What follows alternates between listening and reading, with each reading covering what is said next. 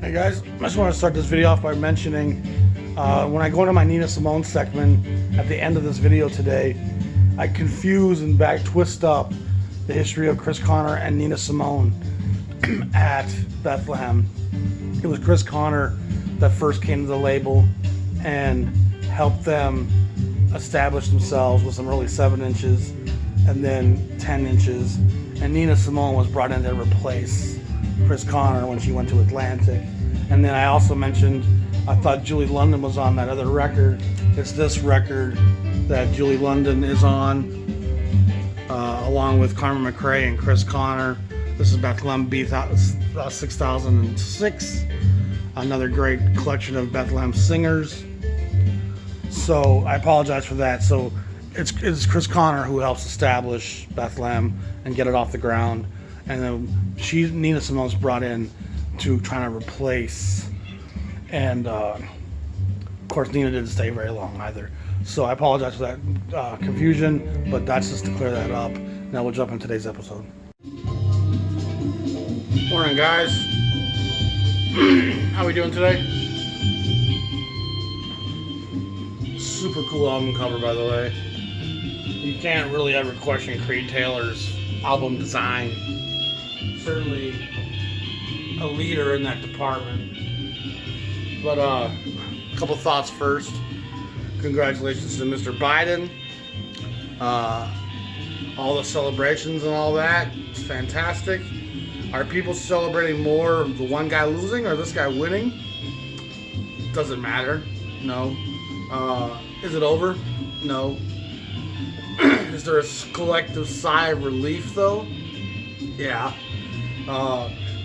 In some ways we're going to revert back to more of a status quo, which will continue us on the path we were once going, but there's at least a little bit more stability in that, I think, and people take some comfort in stability, of course. The next step, of course, is getting this virus under control. But been watching some documentaries, which I always do, but I've actually watched a few music ones lately, and I watched something on the Band, and I don't know how familiar you guys are with the Band, one of the great unheralded rock and roll bands of the 60s into the 70s. They played with almost everybody from Dylan to Clapton to Van Morrison, Joni Mitchell, Ronnie Hawkins. What I didn't realize before the documentary, and maybe I'd read in passing, but I hadn't really soaked it in, it had been years since I read it, was how immersed Robbie Robertson was in Black, Our Rhythm and Blues. And in Toronto, when rock and roll shows up on the scene, and I'm talking Little Richard, I'm talking Chuck Berry, Fats Domino, when those cats start professing that gospel, and of course Muddy Waters and Howlin' Wolf were right there with the blues, there was a whole generation of white kids in Toronto that were really stimulated by it, and in England as well. And the band was made up of 4 Canadians and 1 American, and Robbie Robertson was the kind of guitar head leader of the pack, and he ends up down in the Memphis Delta with Ronnie Hawkins' band, playing a kind of rockabilly, early rock and roll. And he wrote songs at the age of 15 for Ronnie Hawkins, and he's soaking up that black music. You know, it's just reverberating through him. And then of course they change course when they start working with Dylan and get booed around the world for that whole tour. And that shook, of course, Levon Helm, who was the drummer of Hawkins' group. But Levon ends up rejoining the band, and the band makes some of the greatest records ever. Music from Big Pink and the Brown self-titled record are 2 outstanding rock and roll records, filled with Americana, folk tales of woe, kind of these moral fables that just deceit, cunning, murder. They're great songs. They're such all multi-instrumentalists that how they produce songs is very unique, and it was super unique for the time.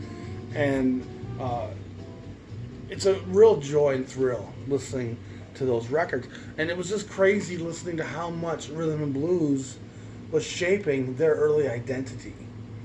And so black music, this message of these oppressed people, it really reshapes and redefines the face of all modern music. The Beatles and the Stones in England were transfixed by the early black rock and roll and blues artists. You know, they couldn't wait to find a new 7-inch over in England somewhere and try to learn it, try to play those songs. It was exciting, sexual, riveting music. And the band, of course, were one of many examples of bands here that grafted and adapted the blues and R&B and somehow into their sounds. And of course, the band also has some folk influences and some one of the most unique sounds really ever. But I Shall Be Released, The Weight, The Night They Drove Old Dixie Down, some of just the most powerful songs, and I kind of get shivers every time I hear I Shall Be Released, especially when the band does it. Dylan does it as well. But The Weight is just Drove into Nazareth. You know, it's just such beautiful stuff. But it's really crazy how omnipresent the black experience is in modern pop culture music. And then I started watching something on Amazon about the Grateful Dead, and I'm a huge Grateful Dead fan. They have some parallels to jazz, even though they're not jazz in any way, really. There's a lot of improvisation happening, and there's a lot of listening to each other, which are both principles of jazz. It doesn't really have the pulsing swing of jazz necessarily, but even Mickey Hart, when he joined the group, he met Phil Lesh, if I recall from hearing yesterday. I think it was Phil Lesh and Mickey Hart met at a Count Basie show. And the blues and that roots music was always a big part of the Warlocks into the Grateful Dead sound. And of course they incorporated the acid tests and the psychedelic revelations of the consciousness and spirit that puts us beyond our place in our society and helps us check into a broader reality. You know, for those who don't recall, I've often said the opposite of the society you're born into is the reality of all things ever. Society is but one slice of one way of doing things. Reality encompasses every way it's ever been done or will be done. And if we let society govern and dictate all of our choices, all of our philosophy, all of our reality becomes so entrenched and ingrained in my nation, in my religion, in my language, and we don't encompass and recognize the broader reality that I'm truly a part of, we're selling our own selves short. We're selling our own potential short. The opportunities are endless as to who we can be and how I can choose to think and believe. And there's a real problem with depression in Western society today, because we've been asked to live as ants on an anthill. Go to work, go back to the hill, go to work, go back to the hill, and there's not a degree of satisfaction of personal connection with the cosmos. And I think when we get glimpses of something being wrong, that creates an anxiety and a tension in us that does lead to some of the depression that people face as a people. You know, it's there's many different facets to mental illness. My wife's in that field. It's something we talk about and discuss. But I firmly think our society has created a system that's inherently easy to become depressed in. It's not how we're supposed to live. We're supposed to live around a fire, socializing, looking at the stars, going, I wonder why, I wonder how, I wonder who. And when we stop asking those questions and stop trying to grasp the grander meaning and purpose of life, life becomes very shallow. And there's just not a lot of depth for us to swim around in the shoes we're asked to wear. However, when we grasp that grander, and psychedelia definitely helps one broaden their spirituality, broaden their perspectives and viewpoints of even themselves. And it can be disorienting for some, but for others it's completely freeing. And the Grateful Dead definitely went down that road, and that crossed over into their music. And one of the things they learned very early on was to listen to each other. And again, that's one of the strong principles of jazz. And so it's just shot, and I've only started that documentary. It's like 6 parts long. I'm looking forward to watching the rest of it. But the Dead are super important, super iconic. They stand the test of time better than almost any other rock band for me and my taste, for reasons I have a hard time expressing. But it touches on a consciousness and a high art in its terms of its literature, and in terms of the semblance of my fleshly identity dying and my new larger reality awakening. And that's kind of what Grateful Dead that means. And their stories are linked to a different world, a different universe. It's a special place for me, and I've often revisited those records, and even listening to a lot of fusion stuff. That's part Bitches Brew here, but there's moments here where it descends into a very much a Grateful Dead like jam session.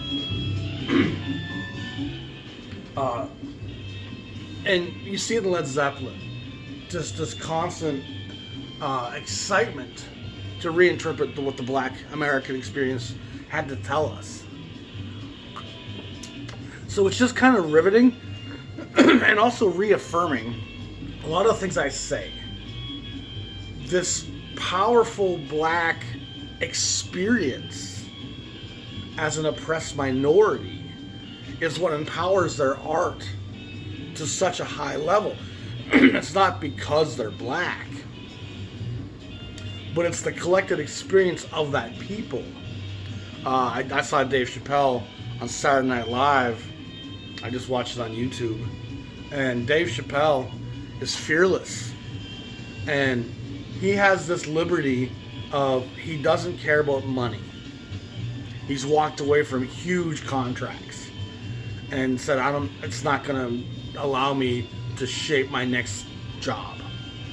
And so many other comedians are relying on their sponsorships and their next gig and the venues they need to play. And so it has to be impacting what they say and how they say it to some degree. Chappelle has gotten to this place where money's not going to make my choices for me. I'll not ever perform again over saying something that I feel is compromised. And so his last special, something about bones, it's powerful, but it's kind of in your face from a Black perspective, and informs us how a Black man even today feels. And on SNL last Saturday, there were some things he said that were just on national television. He was saying some things that you just don't hear being said. Teaching poor white folks how to be niggers, he was talking about. Come get your nigger training. I'll teach you how to feel like you're about to feel right now. And it's just A, refreshing, the honesty. B, the awkwardness and uncomfortable responses that it garners are rather enjoyable as well. Because even this liberal New York Saturday Night Live audience sat there in their chairs at times and was like, giving pause. And that's comedy.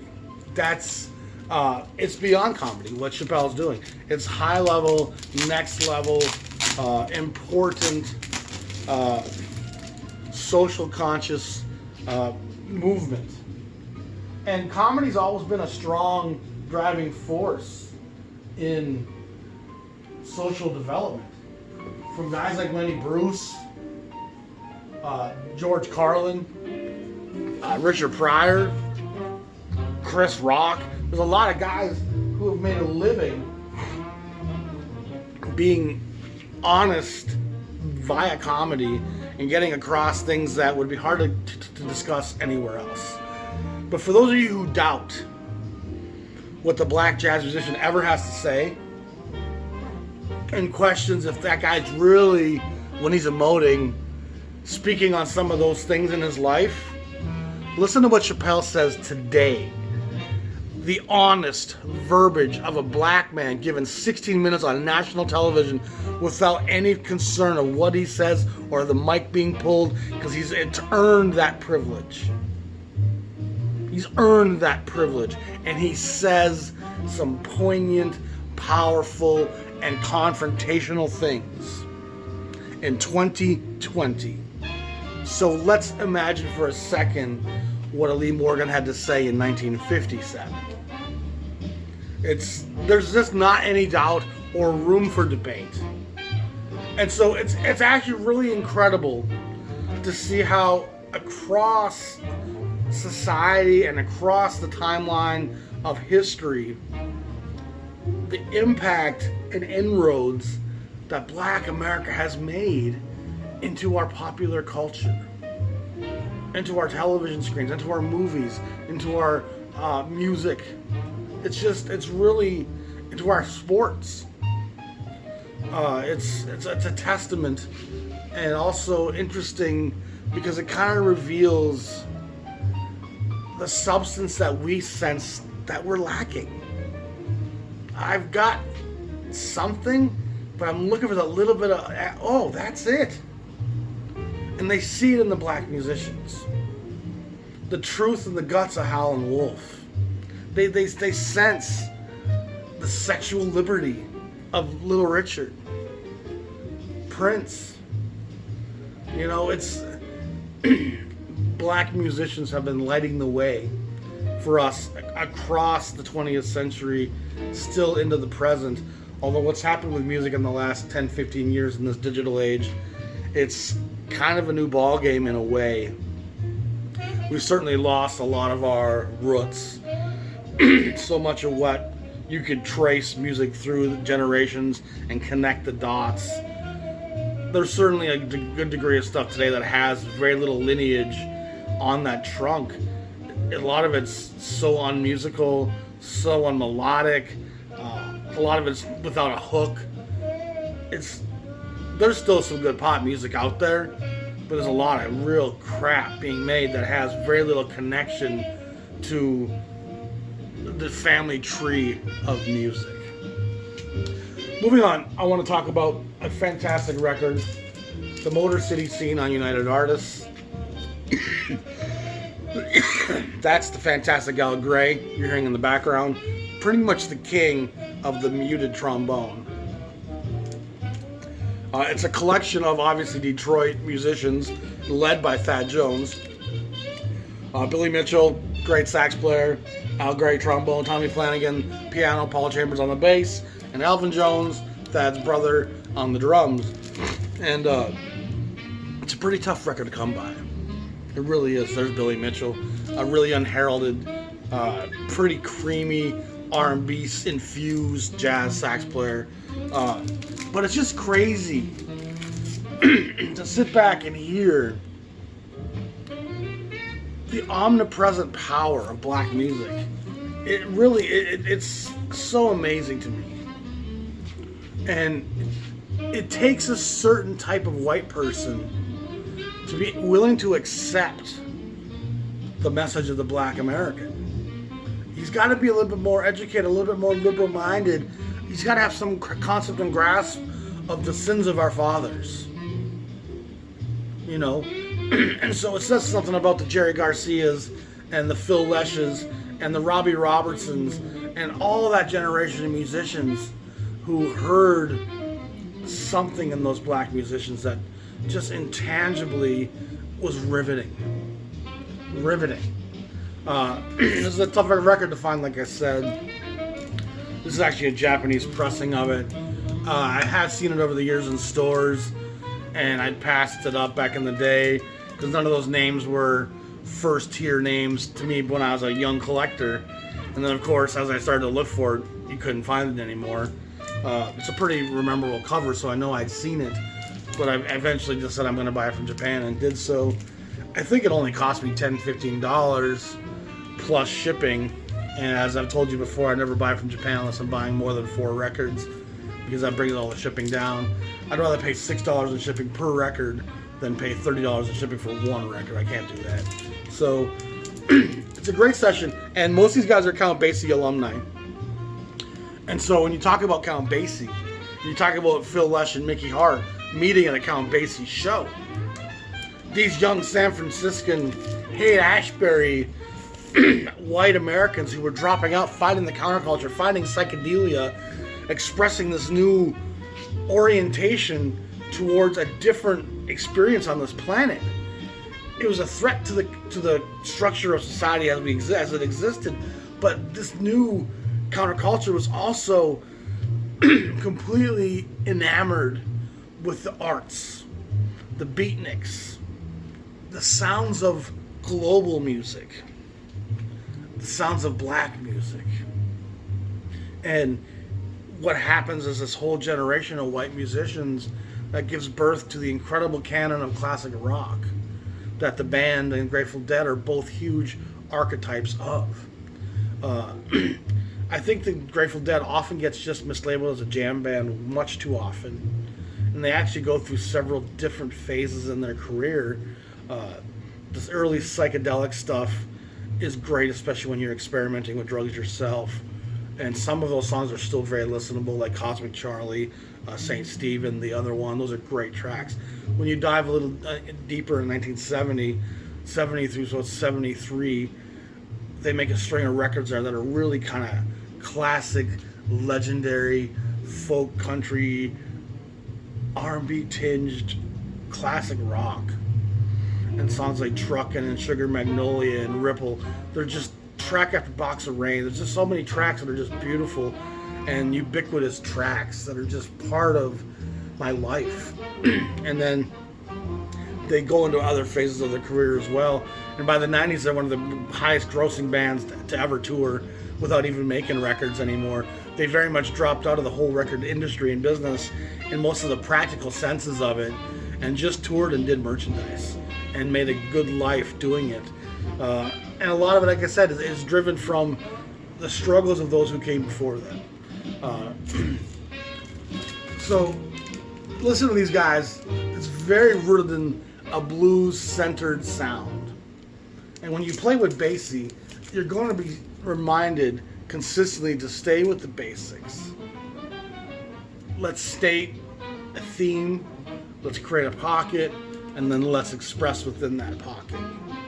Let's talk about what's on our minds with a snapping of the fingers and a smile on our face, because here, this is the good time. This is the moment today that's going to be the best moment of my day. And music has that power.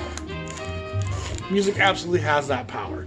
And it's one of the most remarkable facets of music and its ability is to liberate us and to free us.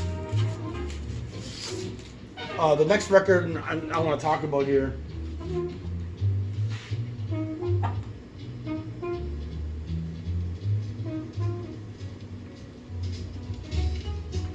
is by the great NIna Simone. And Nina was rather unknown East Coast talent. And as Gus Wilde and I believe it was Creed Taylor were looking for new talent at their young upstart label. And at this point, Bethlehem hadn't even really defined itself as a jazz label. They were done a few pop things. They had, they were looking for an identity. And Creed Taylor was trying to convince them jazz is probably the way to go. And Gus wasn't sure. And they brought her in, and she cut a couple 45s. And one of them did really well. And it helped convince Gus Wilde that jazz was the right path for Bethlehem to go down. And she records a few more singles, and if I'm not mistaken, I don't think this was ever an album session.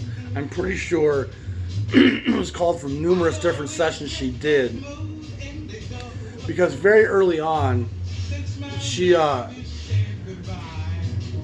wanted a better contract from Bethlehem, and they just weren't in a place to offer her that. And so she left because they'd only signed her for a small window.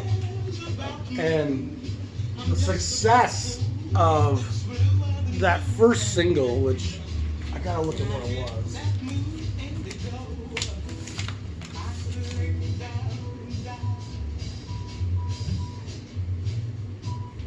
It could have been a Loves You Porgy, but I don't think. I can't remember. But there was one song that she had pretty good success with. And she ends up leaving Bethlehem quite early on.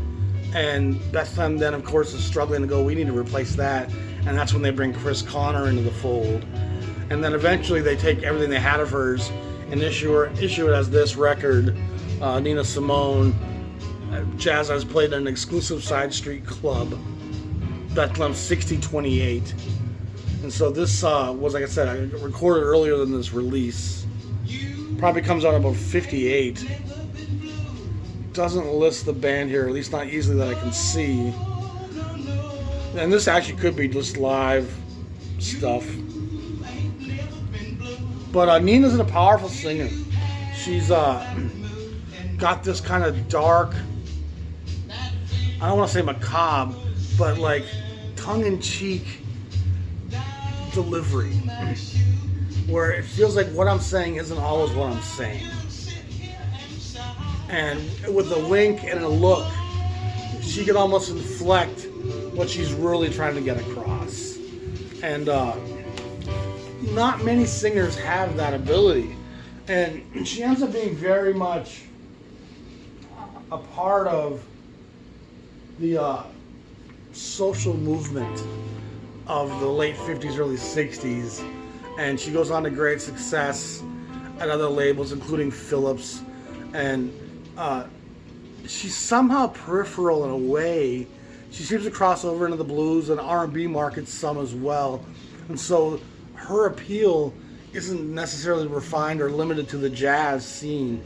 She seems to certainly cross over and be as popular with people who like early blues or R&B or gospel-inflected vocalists. Like, weird people will like Nina Simone and won't even like jazz. So she's an interesting crossover in terms of where she fits in. But she's an important part of the puzzle nevertheless. And she was a very important aspect in the story of Bethlehem because it was her early singles that A, convinced Bethlehem to go jazz, B, gave them a little bit of money in their pocket to kind of get the ball rolling. So that 10-inch era happens, and then the whole BCP series and the 56, 57, all those great records that happened. It was the success of early Nina, and then of course Chris Connor, that propelled all that into how it ended up playing out. It's great stuff, and her records are pretty tough to come by nowadays. However, I do think a lot of her stuff is available and in print. Shortly after this Bethlehem release, Bethlehem puts out this one, 6041, NIna Simone and Her Friends. And it's intimate variety of vocal charm, and it's obviously from the same photo session in the park.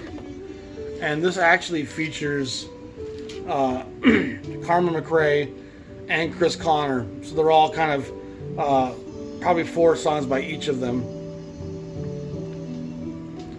But anyway, Nina's a really interesting talent, and she has a way of singing songs that they seem drenched in sorrow and melancholy. You know, she's telling you a story, and there's times where she takes a piece that has zero melancholy in it, but her inflection and her somber nature, there's just a sadness. There's a force to it, a powerful force to it that's hard to define. She's Abby Lincoln without the screeching, in terms of how she can make your gut churn and make you have an emotional reaction to a piece of music. She's definitely got following today. You know, Nina's definitely found an audience today, but she certainly is not in every jazz collector's vocabulary. There's a lot of guys out there that don't talk about Nina at all, and she's someone that will create an emotional response with you. And she's not one of those singers like Ella Fitzgerald where you got to learn the American Songbook from her and hear how these songs were intended to be. Like, she's not the place to go to hear standards in their very most basic form, because everything she's doing is a reduction and a sorrow-filled rendition that's going to almost redefine what songs mean. And that's a rare skill set. Billie Holiday can do it, Louis Armstrong can do it, NIna Simone can do it. But these two Bethlehems are definitely worth seeking out. And the Carmen McRae stuff and the Julie London stuff's on here as well. And Chris Connor. There's supposed to be Julie London on this. What the heck? A little confused. Maybe it's a different one I'm thinking of. But anyway, you gotta love Thad Jones, the Detroit Players, the Count Basie universe. You gotta love Nina Simone. She's an important part of this history and one of the great storytellers in the music. And then if you're not a Grateful Dead fan, if you're not a fan of the band, you should check them out. Music from Big Pink is just a hallmark masterpiece of classic rock, and really, you can ask a lot of the legends. You know, the Bruce Springsteens and the Eric Claptons will tell you the band had a marked influence on everybody, from them to Elton John, to Billy Joel, to the Eagles. The band was that first group that said, we're not going to just do psychedelic and follow the trends, we're going to do our own sound. And it became the sound of a lot of other artists later on.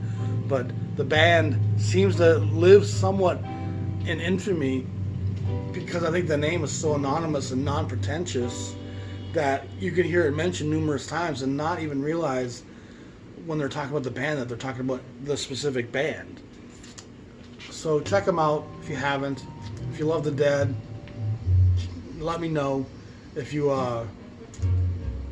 want to look for a great Dead record to start with, ask me, and I'll get to know you a little bit, and I'll tell you where you should start, because their body of work's massive.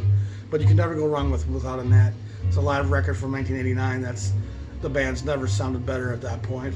Anyway, great stuff. Y'all be safe. Have a great day. We'll talk soon. Peace.